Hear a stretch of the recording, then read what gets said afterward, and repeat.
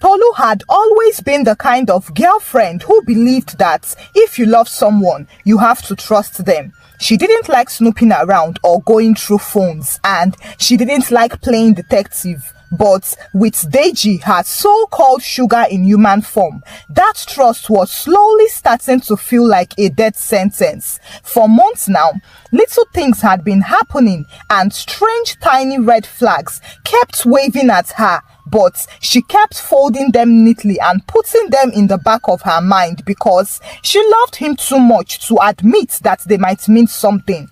At first, it was the little lies, the phone call he would step outside to take and come back smiling awkwardly saying it was work call, the lipstick stain on his shirt that he swore was suya oil, or was it the constant network problems that only seemed to happen when she called him after 9 p.m. and every time she saw something suspicious, Deji had a ready-made story to justify it. He would cook lies the way a chef cooked jollof rice, quickly, confidently, and with plenty of seasoning. One Saturday afternoon, she decided to surprise him with his favorites, amala and ewedu from that place he liked in Surulere. She brought the food to his apartment and, after setting the food down on the table, she went to the bathroom to wash her hands. That was when she saw the evidence. Sitting pretty on the bathroom shelf, next to his shaving stick and deodorant, was a pink bottle of Femme Fresh feminine wash. Tolu froze. She stared at it as if it was about to explain itself. She didn't even touch it. She just blinked and blinked, hoping she was hallucinating. Unfortunately, it was real.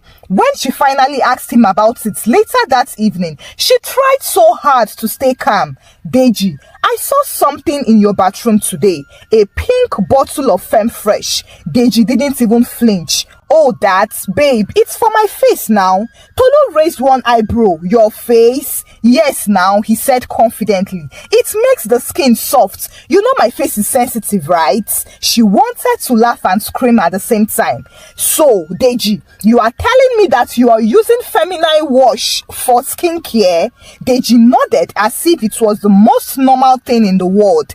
Babe, the wash has no gender rule now. Don't be old-fashioned. Tolu couldn't win him in this argument, so she decided to let it go because she didn't have strength to argue that day. She convinced herself that maybe it really was nothing. But then, 2 weeks later, she came to his apartment and found a black miniskirt stuffed in the corner of his wardrobe. Deji, whose skirt is this? Without missing a beat, he replied as usual, it is mine. Tolu blinked. Yours? Yes, now, I use it for TikTok to do this princess dance. Tolu stared at him with her mouth open. She wanted to ask him if he had inhaled generator fumes. A princess dance, she repeated slowly. Yes, now, Deji said, smiling like a man telling the truth. So you don't used to watch my business TikTok, right? That is how you miss my viral video one day. Tolu put the skirt down quietly, but inside, her heart was boiling. It wasn't just about the lies. It was how confidently he said them. She could see in his eyes that he wasn't even afraid. He believed that as long as he smiled and talked fast enough, she would swallow anything. Then, the final straw broke one evening when she was scrolling through her messages and got a notification from an unknown number. She opened it and froze. It was a video from a girl's Instagram account. A video of Deji and this same girl kissing on a bed.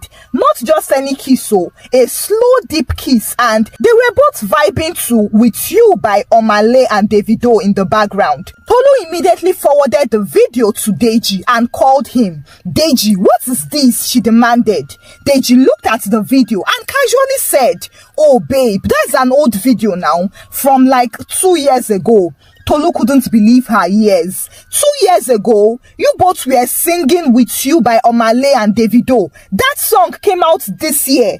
Deji didn't miss a beat. He said, Yes, now I know, but I learnt the song before Davido released it. Tolu stared at her phone in disbelief. So now you are saying you're a prophet? You saw the future, Abi? You heard the song in your dream? Deji nodded seriously. Yes, now babe, the world is deep and spiritual. You just don't understand these things. Tolu stood in silence for a moment, wondering if love had truly made her blind or if she had entered a relationship with a stand-up comedian who was dashing her red flags like Souvenir. After they learnt the song before Davido incident, Tolu swore to herself that she was done asking Deji for explanations. She told herself, if I see anything again, I will just carry my bag and go. Because at this point, Deji was behaving like a mobile generator of suspicious activity. You could switch him off today and tomorrow he would turn back on with a fresh set of lies. One Sunday afternoon, she was in his living room watching TV when she noticed a pair of shiny red heels under the couch. She picked them up slowly, went to the room where Deji was and held the shoes up like a police exhibit. Deji, who owns this? He looked up from his phone and smiled. Ah, those are mine. Tolu blinked. Yours? Yes, now. Sometimes I wear them when I'm changing over from NEPA to generator. Tolu stared at him in shock. You wear heels to change over to Gen? Yes, babe. It helps with balance. That was it. Tolu was fully convinced that she wasn't dealing with an ordinary human being. She was dating a seasoned professional in the Ministry of Creative Lies. So she left his house that day and blocked him off from her life, physically and spiritually. That evening, while still fuming, she went to see her friend Kehinde to rant. Kehinde lived just 2 streets away from hers, and her own relationship drama with her boyfriend Fola was already like a Netflix series. Tolu entered and found Kehinde pacing around the room, holding her phone and looking like she was ready to throw it out of the window. What happened? Tolu asked. Kehinde shoved the phone at her. My boyfriend's ex just sent me this video. Tolu looked and saw Fola, Kehinde's boyfriend, in bed with his ex, who was kissing his ears and singing Darling by Chela. Tolu covered her mouth. Oh my God. What did he say when you asked him? Kehinde sighed and shook her head. He said it's an old video from 2 years ago. Tolu froze. Wait, what? Yes, Kehinde shouted. Can you imagine? And they were singing that Darling song that was released some months ago. Tolu's eyes widened. Don't tell me. Kehinde nodded. He said his ex is the artist's cousin and she was the one who gave him the song before he released it. For a moment, the 2 friends just stared at each other in stunned silence. Then, they burst out laughing so hard that tears rolled down their cheeks. I am led to believe that these men are attending the same life seminar, Tolu said. I swear, Kehinde said. And it gets even worse so. Do you know I found a wedding invitation in his drawer with his name on it? Guess what he said? What? That the lady was desperate and printed it herself. Tolu held her chest. Ah, please introduce me to this lady. I want her to print a visa for me to Canada. That same week, Kehinde and Fola's relationship hit the bucket and Kehinde deleted him from her life. But if Tolu thought that she and Kehinde had seen the worst of it, they hadn't yet met with Amara, their mutual friend, whose own boyfriend Chuka was about to prove that when it comes to lying, some men don't just improvise, they freestyle like rap gods. Amara was the one they always went to whenever they all needed to vent about men. But these days, she had been unusually quiet in the group chat. She wasn't posting her usual relationship quotes again. The next Sunday after church, the 3 of them decided to meet at a small restaurant near Amara's place. As soon as Amara sat down, she dropped her bag on the chair and sighed the sigh of a woman who has carried another person's foolishness on her head for too long. What happened? Tolu asked. Amara didn't even bother with greetings. It's Chuka. My boyfriend has turned me into an extra in a comedy skit. Kehinde leaned in. Talk, my sister, we are listening. Amara began. 2 weeks ago, this man traveled to Abuja for a work trip. or so he said. For the first 3 days, he picked my calls. Then one morning, I didn't hear from him. He did not call or text, not even to reply me. I was going crazy, and then after 2 weeks, he finally called. Tolu squinted. What did he say? Amara's lips tightened. He said he had a throat surgery for tonsillitis and he couldn't talk. Kehinde's eyes widened. Throat surgery and he couldn't even text you? Amara nodded bitterly. Exactly. So I asked him why he didn't message me or at least drop a note. Do you know what he said? He said typing would strain his throat. Tolu nearly fell off her chair from laughter. Typing strains the throat. Amara held up a finger. That is not even the worst part. So I told him I had seen his Instagram story during those 2 weeks. Do you know what he said? That the doctor posted it because they were in possession of his phone. Kehinde slapped the table. Please, what kind of doctor is that? Posting Instagram stories for patients? Amara threw her hands up. Exactly. And I should believe it because love is patient and kind. They were all laughing when Amara leaned forward and lowered her voice. Wait, that is not even all. 2 nights ago, I video called him and a girl picked up. Tolu and Kehinde gasped in unison. What did she say? Tolu asked. She looked me straight in the eyes and said she is his girlfriend. Kehinde's jaw dropped. She just said it like that. Yes, so later I confronted Chuka. Do you know what this man told me? What? He said it wasn't a real girl, that it was AI. The restaurant went silent for a second as they processed that level of boldness. Tolu held her head. Wait. So your man is telling you that an AI picked your call and spoke to you? Amara shrugged helplessly. Yes, and I was supposed to just accept it. You know, sometimes I think these men sit together somewhere and share lies like trade secrets, because how is it that every time I talk to you two, it is the same level of madness? Kehinde nodded. I believe they are attending one workshop somewhere. National Association of Men Who Lie Without Blinking. They all laughed, but the laughter was bitter around the edges. It was during that laughter that Amara's phone rang. She looked at it and rolled her eyes. Speak of the devil, she muttered and put the call on speaker. Chuka's sweet voice came through. Babe, I miss you. Tolu and Kehinde looked at each other and bit their lips to stop themselves from screaming into the phone. Amara leaned back in her chair. Really? Or is this AI talking? There was a pause, then Chuka said, Babe, why are you like this now? I was just thinking about us. Kehinde couldn't hold it again. She grabbed the phone and shouted, Chuka, when next you want to lie, just remember you are talking to a woman with brains. They ended the call quickly before the restaurant manager would ask them to keep their voices down. On the walk home, Amara told them, Anyway, I am done crying. If Chuka wants to keep lying, he can go and lie to someone who is studying gullibility. I am not doing this again. Tolu sighed. I can't even persuade you not to leave him before an innocent daughter of Eve will keep collecting red flags like Christmas decorations. Kehinde smirked. Speaking of decorations, have you people heard what happened to Bisi? Tolu frowned. Bisi, what happened to her? Kehinde shook her head. Her own boyfriend's lies will even make our own look like nursery rhymes. By the time they got to Bisi's place that evening, the sun was already setting. Bisi was their mutual friend who seemed to have her life together. She had a good job, a nice apartment, and was always smiling. But that evening, when she opened her door, her face looked like someone had just stolen her salary. They all sat down in her living room and Amara wasted no time. Bisi, Kehinde said your man has entered the special hall of fame. Talk to us. Bisi sat down and crossed her arms. My own is a movie, the kind that should win African Magic Viewers' Choice Awards. You people will not believe me. Tolu leaned forward. We are ready. Spill. Bisi took a deep breath. Last week, I went to his place.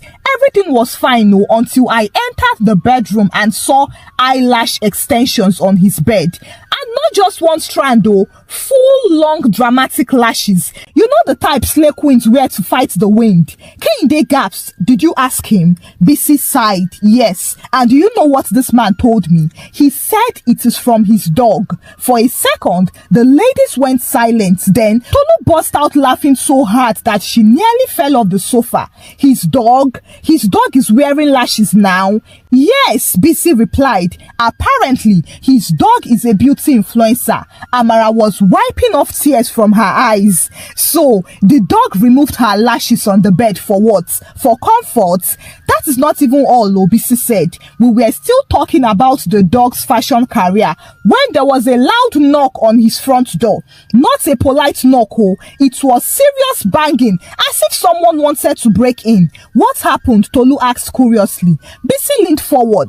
The moment he heard the knock, he panicked, turned to me and said I shouldn't make any noise, that it is EFCC. Kehinde blinked. EFCC, like financial crime officers. Yes, and according to him, EFCC targets young successful men and they now send women to knock first. So, if you lose guard and open the door, they will rush in and arrest you. The three friends stared at her speechless. Amara spoke first. So, you believed him? Bisi gave her a bombastic side eye. Of course not. But the knock kept getting louder, so I decided to step outside through the back door, just in case. When I got to the backyard, I looked through the corner, and do you know who was knocking? Who? They all asked in unison. A woman, Bisi said. She was not wearing EFCC uniform or even holding any ID card. Just a regular girl. And she was calling his name as if she was ready to fight. Tolu put her hand on her chest. So, she was probably his real girlfriend. Or one of them, Bisi corrected. But me, I just quietly left that day. I don't want to be part of his EFCC drama. Kehinde shook her head in pity. This boyfriend cheating drama is gradually turning into a crime documentary. Bisi laughed bitterly. Honestly, I thought I had seen the worst, but then I heard about Jumoke's story and her own boyfriend. All I can say is he is very special. Tolu sat up straight. Special how? Bisi smirked. Let's just say if you think dogs wearing lashes and EFCC girlfriends are bad, wait until you hear about earrings for removing SIM cards and crop tops for remembrance. The three of them looked at each other and their curiosity got the better of them. So they immediately set out to Jumoke's house that same evening, ready to add another chapter to the book of men and their professional lies. By the time the girls reached Jumoke's apartment, they were already shaking their heads in disbelief at what they might hear.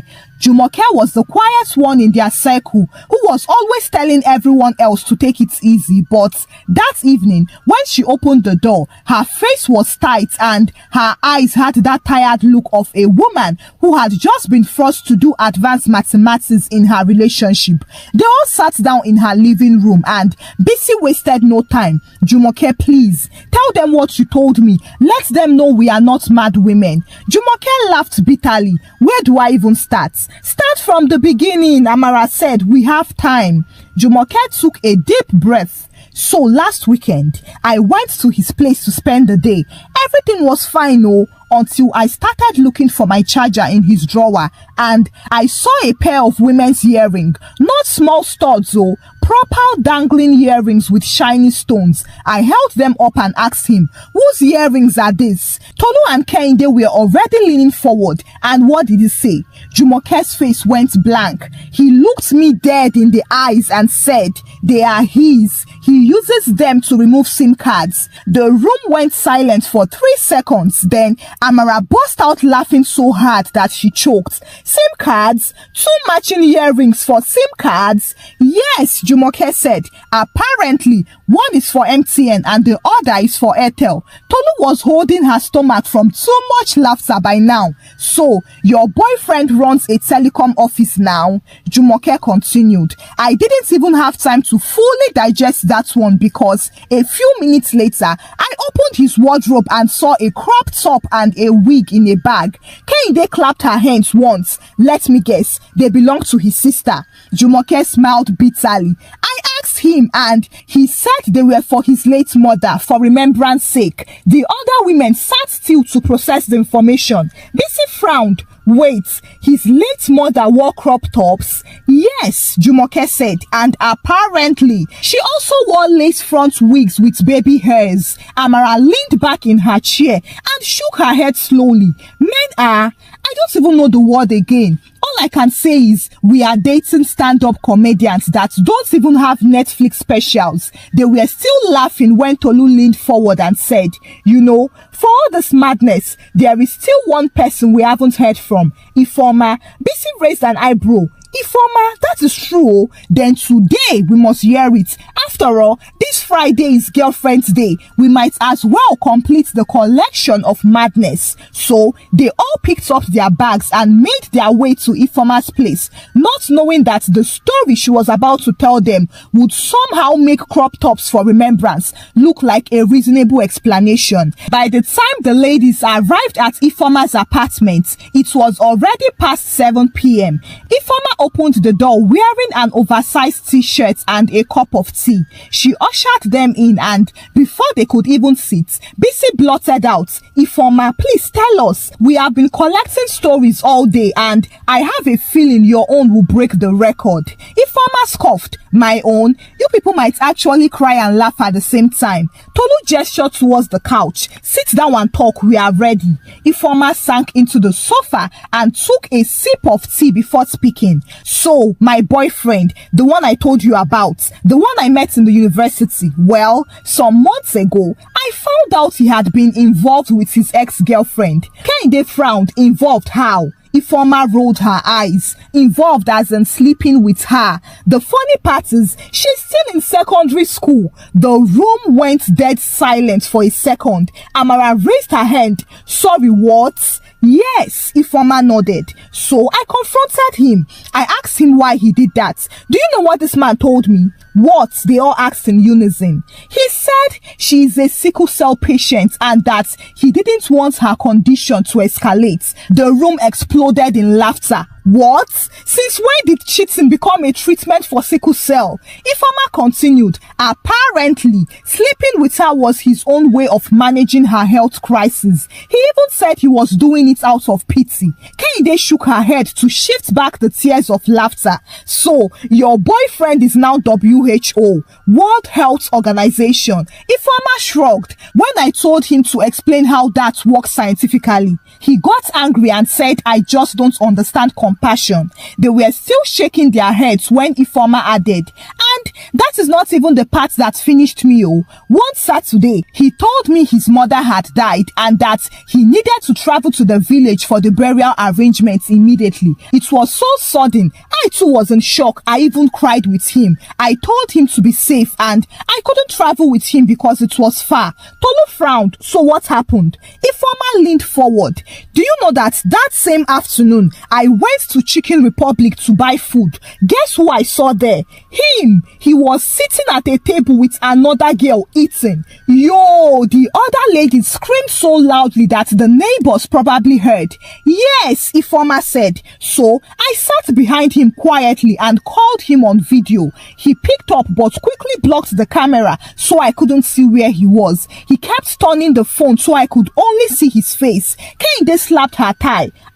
Camera gymnastics. Ifeoma continued. Then he said, babe, I'm just sitting here thinking of my mom. All of them burst into loud, uncontrollable laughter. Amara wiped tears from her eyes. We need to gather all these men, please, and send them to one big conference hall. Let them teach this line as a course. Advanced Fabrication 101. Bisi leaned back. Honestly, we should just make a book out of this. We'll title it Men and the Professional Lies They Tell. Tolu chuckled, and the foreword will be dedicated to all girlfriends who had been told that their man's dog wears eyelash extensions. Just then, Ifeoma's phone rang. She looked down, rolled her eyes and put it face down on the table. Kehinde grinned. Who is that? My ex, probably calling to tell me about another medical emergency that requires cheating. They all erupted into fresh laughter. Tolu stretched and said, well, we have done BC, Jumoke, and now Ifoma, but there is one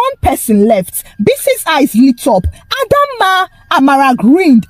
It's true. Adamma. Her own boyfriend's lies are like Nollywood scripts. She is the grand finale we need for this meeting. They all nodded in agreement, grabbed their bags and headed out into the cold Lagos night, ready to hear one last story that would seal the day. They arrived at Adamma's apartment just after 8 p.m. Adamma opened the door wearing leggings and an oversized hoodie. The look on her face was the same look you saw on war veterans in documentaries. The look of someone who had seen too much and survived. They didn't even bother with greetings. They dropped their bags, settled into her living room, and Kehinde went straight to the point. Adamma, we have been hearing stories all day. The others have spoken. They say your own will close the show for Girlfriend's Day. Please, don't disappoint us. Adamma laughed dryly. Close the show? My sisters, my own is the after party. They leaned in. It started with just small things, so she began. I was already catching him texting his ex late at night, but when I asked why, he told me he was asking her for money. Tolu raised an eyebrow. Money? Yes, he wanted me to believe that men go to their exes for short-term loans now. Well, I let that one slide. Then one evening, I called him and a girl picked up. When I asked who she was, he said it was the customer care representative. Kehinde squinted. Customer care is holding his phone? Yes, Adamma said, and his explanation was that she had been trying to hack his iCloud for weeks because he was owing MTN. The women were already laughing, but Adamma wasn't even finished. That wasn't even the one that broke me. There was one time I saw a video of him kissing another girl. You know this long, slow kiss? I confronted him and do you know what he said? What? They chorused. He said she was depressed and needed the kiss to be happy. The room went silent for a second, then exploded into laughter. Tolu was slapping the couch and crying while laughing. So, he is now a mental health therapist. Adamma laughed bitterly. Yes, so a kissing consultant for the emotionally unwell. But wait now, the grand finale is coming. She leaned forward and lowered her voice as if she was about to reveal a top secret. One night, after I caught him with another woman in bed with my two naked eyes, the next morning, he came to my house, pulled out a kitchen knife, stripped himself completely naked and started crying. He swore with the Bible that he had never cheated on me, that I didn't know what I saw. Amara's eyes widened. Naked, with knife and Bible, after cheating?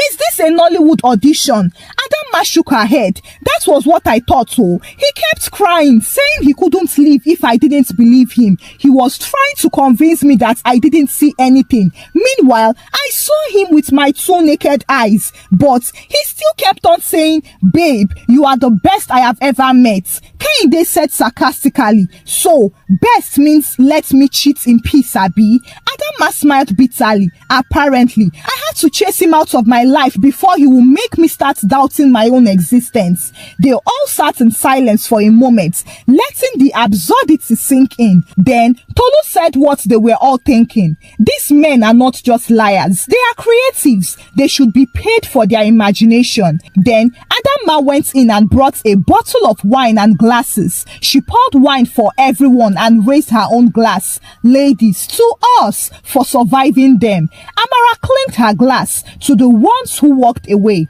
Kehinde lifted hers. And to those still in the group chats, collecting red flags like souvenir keychains. May they find sense soon. They all laughed freely because they knew that no matter how outrageous the lies were, they had each other to remind them that they weren't crazy. Then BC said, next year's Girlfriend's Day, I am buying all of us a lie detector machine each. Kehinde grinned. Forget lie detectors. Let's just get new boyfriends who fear God. Tolu laughed. Or at least boyfriends whose dogs don't wear eyelash extensions. The girls all laughed again and went on to prepare dinner together as a way to end the girlfriend's day, which to them had been honored in the most unforgettable way. Even though there were no flowers or chocolates, the shared relief of knowing that whatever madness these men cooked up, they would never face it alone beats every other gift. Happy girlfriend day to you, besties. Remember to always have each other's back no matter what. Thank you for watching the story. Kindly share your thoughts about the story with me in the comment section. Which lie shocked you the most? And please share your own experience with us in the comment section. Give the story a thumbs up and share the story out with your loved ones. Subscribe to this channel if you've not done so by now. Until I bring another story your way. Bye.